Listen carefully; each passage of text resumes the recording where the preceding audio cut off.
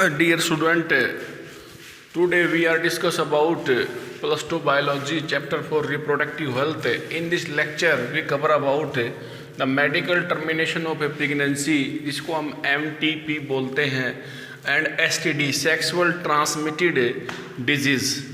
तो हम one by one solve करेंगे। MTP क्या है? पहले MTP के बारे में हम आपको स्टोरी बताते हैं। MTP जो है एक टर्मिनेशन है प्रेगनेंसी का, कि कोई भी बेबी मैच्योर होने से पहले हम अपनी इच्छा के अनुसार उसको जानबूझकर उसको अबॉर्ट करवा दें, उसको एलिमिनेट करवा दें, तो इसको बोलते हैं हम MTP। तो इसकी स्टेटमेंट ये बनेगी बेटा, voluntary termination of a pregnancy before the full mature, यानी कि बिफोर द फुल टर्न यानी कि बेबी का पूरा मैच्योरिटी होने से पहले हम उसको 2-3 महीने में, 4 महीने में, यानी कि 2 महीने में उसको अबॉर्ट करवा देते हैं। तो इसको बोलते हैं हम MTP।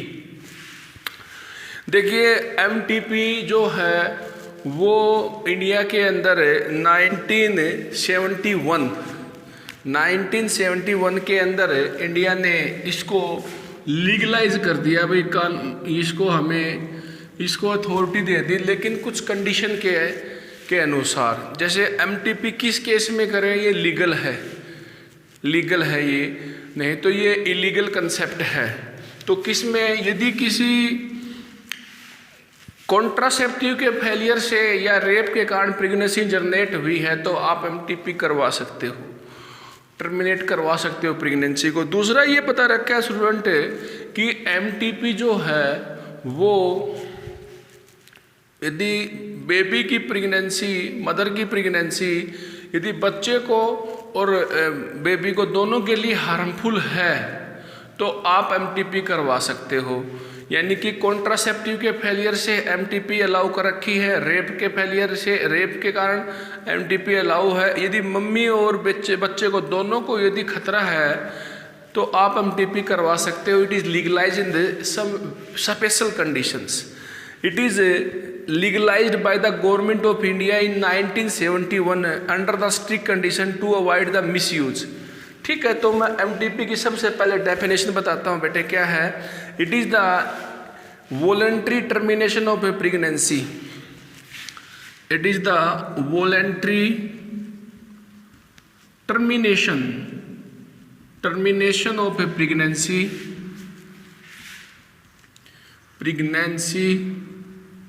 बिफोर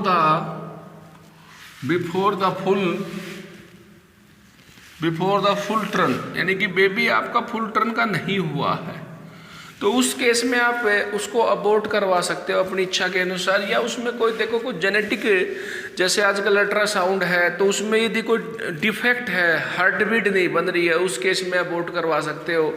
लेकिन इसका मिसयूज होता है बेटे कि यदि फीमेल है, सेक्स की डिटर्मिनेशन हो जाती है तो उसको अबॉर्ट करवा देते हैं। तो ये आपका जो है फीमेल फेटिसाइड्स भी इसमें इसका मिसयूज बताया गया है। ओके, तो voluntary termination of a pregnancy before the full term known as a MTP। MTP को लॉन्च किया 1971 गवर्नमेंट ऑफ इंडिया ने, और इसको ना लीगल कर दिया। क्या कर दिया? इसको लीगल कर दिया। सम रेस्ट्रिक्ट कंडीशंस, कुछ आपकी विशेष स्पेशल कंडीशन है। यदि प्रेगनेंसी डेवलप हो, पहली कंडीशन क्या है बेटा, यदि आपकी प्रेगनेंसी डेवलप हो फेलियर ऑफ ए कॉन्ट्रासेप्टिव से, यदि प्रेगनेंसी डेवलप हो रेप से, ओके, जोर जबरदस्ती यदि डेवलप हो, यदि प्रेगनेंसी जो है वो मदर और बेबी दोनों के लिए हार्मफुल हो, उस केस में आप अबॉर्शन या टर्मिनेशन करवा सकते हो। ठीक है, हार्मफुल फॉर बोथ, यानी कि प्रेगनेंसी हार्मफुल है किसके लिए, मदर के लिए, और किसके लिए बेटे, बेबी के लिए, फीटस के लिए। ठीक है, फीटस के लिए, इन दोनों के लिए हार्मफुल है तो आप यहाँ पर MTP करवा सकते हो। MTP का जो संख्या है थ्रू आउट वर्ल्ड वो है बेटा 45 शुरू, भाई इतनी MTP होती हैं, 50 मिलियंस MTP होती है। ओके, हमारा ये जो वर्ल्ड का बताया है इतनी मिलियंस MTP होती हैं। प्रेगनेंसी को हम अबॉर्ट करते हैं। अब बताया कि एमटीपी का एक एडवांटेज भी है।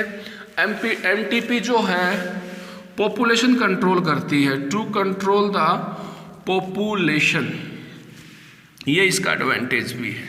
ओके, हमारे पूरे वर्ल्ड में यानी कि 50 मिलियन एमटीपी होते हैं और इसका 1/, आगे बता रखा है कि एमटीपी को हम लीगलाइज नहीं करते क्योंकि कई सोसाइटी के अंदर कुछ इमोशनल इशू है, कुछ धार्मिक इशू है, कुछ इथिकल इशू है। Many country are not legalise the MTP. प्रत्येक जगह एमटीपी आपका लीगल नहीं है, वैलिड नहीं है, क्योंकि वहाँ पर कुछ धार्मिक, इमोशनल, लीगल से इशू हैं। तो एमटीपी हर एक जगह वैलिड नहीं है, लेकिन इंडिया ने 1971 के अंदर इसको लीगल कर दिया स्पेशल कंडीशन में। यदि फेलियर ऑफ कॉन्ट्रासेप्टिव जो प्रेगनेंसी जर्मिनेट है तो करवा सकते हैं, रेप के कारण करवा सकते हैं, यदि दोनों को हार्मफुल है तो भी आप करवा सकते हैं। अगला बनता है बेटे इसमें एमटीपी कब तक सेफ है। एमटीपी स्टूडेंट सेफ है आपकी 3 महीने तक, 12 वीक तक। इसके बाद में यदि एमटीपी करवाई जाती है तो वो मदर के लिए हार्मफुल है, उसमें उसकी डेथ भी हो सकती है। 3 महीने तक यानी कि 12 वीक तक एमटीपी आपकी सेफ है। ओके, तो मैंने ये एमटीपी के बारे में बता दिया स्टूडेंट, आप राइट डाउन कर लें। तो 2-4 बातें और भी बताता हूँ। The importance of MTP to avoid the unwanted pregnancy, तो आप ये भी लिख सकते हो एमटीपी का पॉपुलेशन कंट्रोल भी है इसका advantage, and to avoid the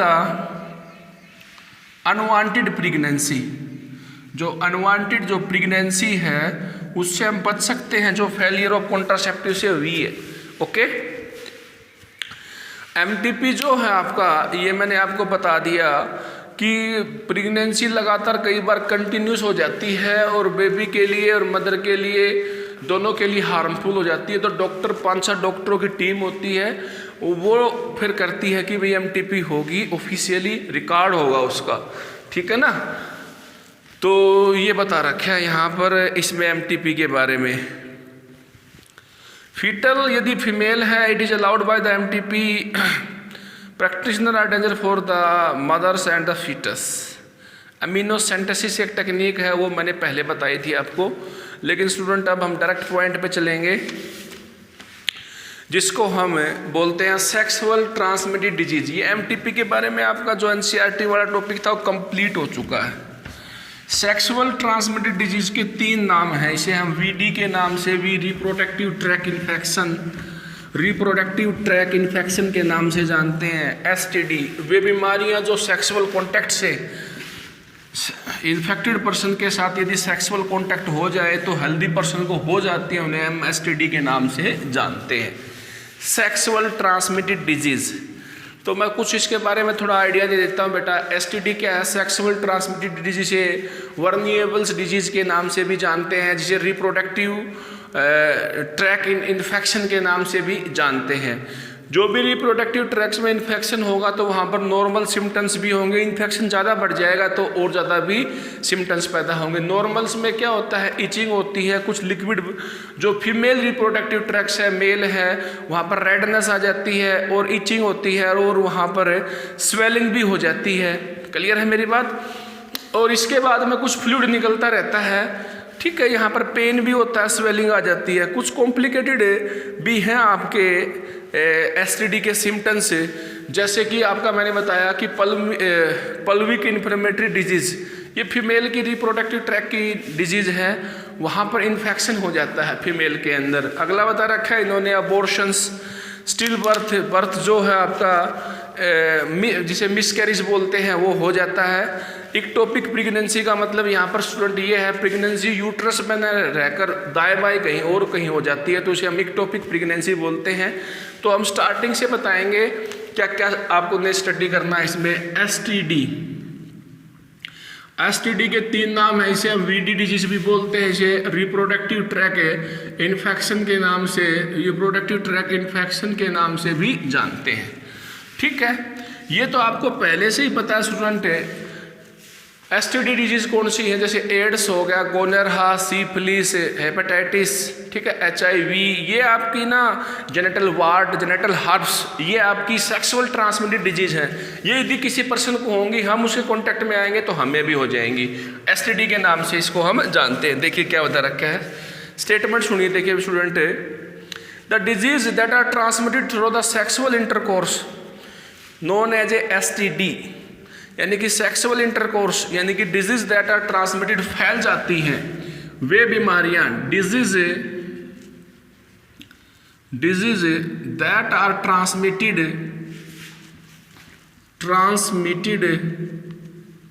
फैलती हैं, transmitted through the sexual intercourse, sexual intercourse के कारण फैलती हैं, सेक्सुअल इंटरकोर्स के कारण फैलती है। The disease that are transmitted through the sexual intercourse, उनके नाम है बेटा सिफिलिस, गोनरहा, इंटरकोर्स, ठीक है। तो इसके एग्जाम्पल नोट कर लीजिए, सिफिलिस, गोनरहा, ये सबसे इंपॉर्टेंट है बेटा, पेपर में आता है।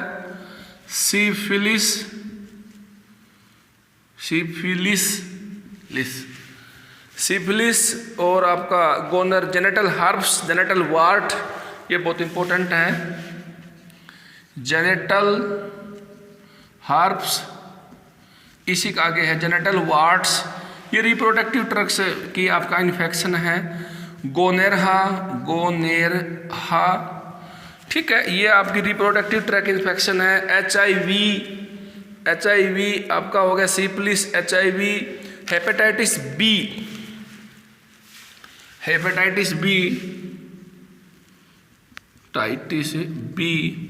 HIV, ये बीमारियां हैं जो STD हैं, जो सेक्सुअल कॉन्टैक्ट से फैल जाती हैं, ठीक है। एक बार नोट करो कौन कौन सी डिजीज हैं।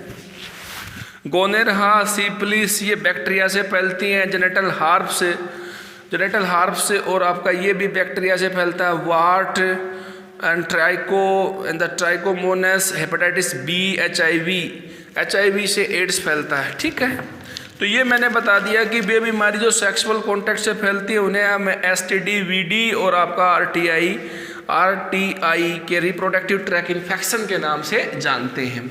अब ये बीमारियां किसी को हो जाती हैं तो उनके दो प्रकार के सिम्टम्स होते हैं। एक तो जिसको बोलते हैं अक्यूट सिम्टम्स, एक बोलते हैं जिसको क्रोनिक सिम्टम्स।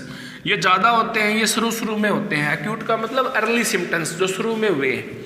तो मैंने आपको बताया था कि ये बीमारी जहाँ पर हो जाती है स्टूडेंट, वहाँ पर इचिंग होती है। ये अक्यूट बता रहा हूँ बेटा मैं, इचिंग होती है, वहाँ पर स्वेलिंग हो जाती है, क्लियर है, रेडनेस आ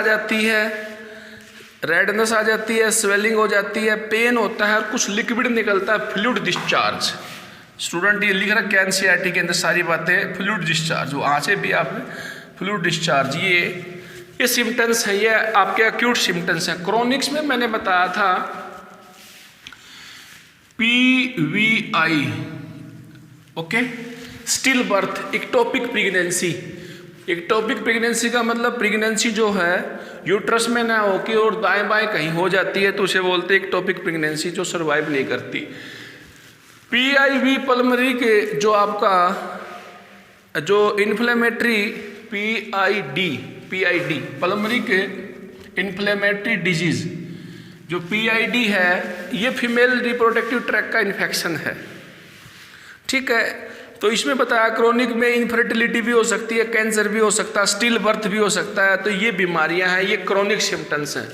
क्रोनिक सिम्टम्स को फिर सुने आप, तो PID हो सकता है फीमेल के अंदर, पल्मोनरी के इन्फ्लेमेटरी डिजीज हो सकता है, इक्टोपिक प्रेगनेंसी हो सकती है, स्टिल बर्थ हो सकता है, टाइम से पहले मिसकैरेज हो जाए, ठीक है स्टूडेंट, और कैंसर भी हो सकता है, इनफर्टिलिटी भी हो सकती है। अब बता रखा है transmission of HIV and hepatitis B, ये कैसे फैलते हैं। आपको पता है कि एड्स कैसे फैलता है, ये तो बेटा हेल्थ डिपार्टमेंट की दीवारों पर लिखा रहता है कि HIV कैसे फैलता है और इसकी कैसे रोकथाम करते हैं, transmission of HIV and hepatitis B. अगला टॉपिक है, देखिए the transmission of hepatitis B and HIV कैसे फैलता है। यदि किसी व्यक्ति को इन्फेक्टेड पर्सन के है हेल्दी पर्सन के कांटेक्ट में आ जाता है, उसके टूल आ जाते हैं, उसके सर्जिकल इंस्ट्रूमेंट आ जाते हैं, पहले तो इंजेक्शन उसको लगा दिया, वही इंजेक्शन हेल्दी पर्सन को लगा दिया तो उसको इन्फेक्शन हो जाएगा। HIV जो होता है प्लेसेंटा के माध्यम से मदर से बेबी को भी हो जाता है। ओके, कैसे कैसे ट्रांसमिट होती हैं बीमारियां। एक तो मैंने बताया था कि आप शेयरिंग ऑफ ए नीडल्स, दूसरा बता रखा है कि the transfusion of A infected blood, मतलब किसी को हेपेटाइटिस बी था, उसका ब्लड ले लिया ब्लड बैंक ने और वो हेल्दी पर्सन को लगा दिया तो उसको भी बीमारी हो जाएगी। ओके, तो स्टूडेंट इसका नाम बेटा transmission of a HIV and hepatitis B. ठीक है, हेपेटाइटिस बी देखिए मैंने बताया था शेयरिंग करने से, by sharing of a needle, short में लिखता हूँ by sharing of a needle, injection लगा दिया भाई हमें दोनों को, हो गया बीमार। ठीक है, धीरे धीरे बीमार होगा भाई। ओके, अगला क्या बता रखा है student, the transfusion of A infected blood, गंदा ब्लड था, दूषित, हमें पता नहीं था, इन्फेक्टेड ब्लड, ये हमने किसी हेल्दी व्यक्ति को फैला दिया तो ये ट्रांसमिशन हो गया HIV का। तीसरा बेटा मदर से ये फीटस को हो जाता है बाई प्लेसेंटा, पेपर में आता है बेटा ये प्लेसेंटा के माध्यम से मदर से फीटस को हो जाता है HIV। देखिए लिख रखा है साफ साफ है, a transmission from the infected mother to fetus through the placenta. ये तो थे ट्रांसमिशन के कारण जो सोसाइटी में बीमारी फैलती है HIV और हेपेटाइटिस बी। इनका रोकथाम क्या है, क्या प्रिवेंशन है। तो प्रिवेंशन में 3 पॉइंट बता रखे बेटा। सेक्सुअल कांटेक्ट करते समय में कॉन्डोम का यूज करना चाहिए, सेक्सुअल इंटरकोर्स के समय। यदि कोई भी हम रिप्रोडक्टिव ट्रैक्ट में इन्फेक्शन है तो हमें क्वालिफाइड डॉक्टर से मिलना चाहिए। ठीक है, उसके हमें डॉक्टर से मिलना चाहिए, उसकी डॉक्टर से हमें सलाह लेनी चाहिए। अगला बता रखा है इन्होंने हमें किसी मल्टीपल पार्टनर के साथ सेक्स नहीं करना चाहिए, तो ये हम STD से बच सकते हैं। ठीक है, तो बेटे अब बता प्रिवेंशन ऑफ STD, तो मैं शॉर्ट में ही बताऊंगा बेटा, मैंने अभी रिपीट भी किया है। STD को हम कैसे रोक सकते हैं।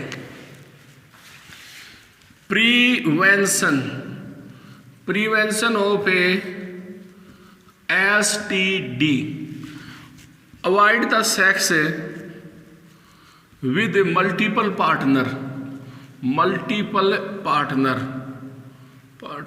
ठीक है बेटे। दूसरा ये बता रखा है कि आप use of A condom during the sexual intercourse. तीसरा ये बता रखा है यहाँ पर कि STD को रोकने के लिए हमें सेक्सुअल इंटरकोर्स के समय कॉन्डोम का उपयोग करना चाहिए। कोई भी दिक्कत है तो you will be meet qualified doctor, family doctor लिख देते हैं, फैमिली डॉक्टर। आपको डॉक्टर की सलाह लेनी है। ठीक है, डॉक्टर की सलाह लेनी है आपको, क्वालिफाइड डॉक्टर की सलाह लेनी है। तो ये मैंने आपको बता दिया कि avoid the sex with unknown partner, use of A condom during the sexual contact the qualified doctor for any doubt in the early stage of infection. शुरू में कोई इन्फेक्शन है तो आप अपने फैमिली डॉक्टर से, क्वालिफाइड डॉक्टर से मिले। ओके, अर्ली इन्फेक्शन है तो उसके सिम्टम्स से हमें पता लग जाता है। तो स्टूडेंट अब हमारा इसमें रह गया इनफर्टिलिटी हम करेंगे अगले लेक्चर में, जिसमें है आपका टेस्ट ट्यूब बेबी, जिसमें है आपका जिफ्ट, जिसके अंदर आपकी टेक्निक है इनफर्टिलिटी को करेक्ट करने के लिए आर्टिफिशियल इंसेमिनेशंस, इसके बाद में आपका इंट्रासाइटोप्लाज्मिक स्पर्म इंजेक्शंस। तो ये 4 टेक्निक हैं बांझपन को दूर करने के लिए। ओके, अगले लेक्चर में डिस्कस करेंगे। Thank you very much.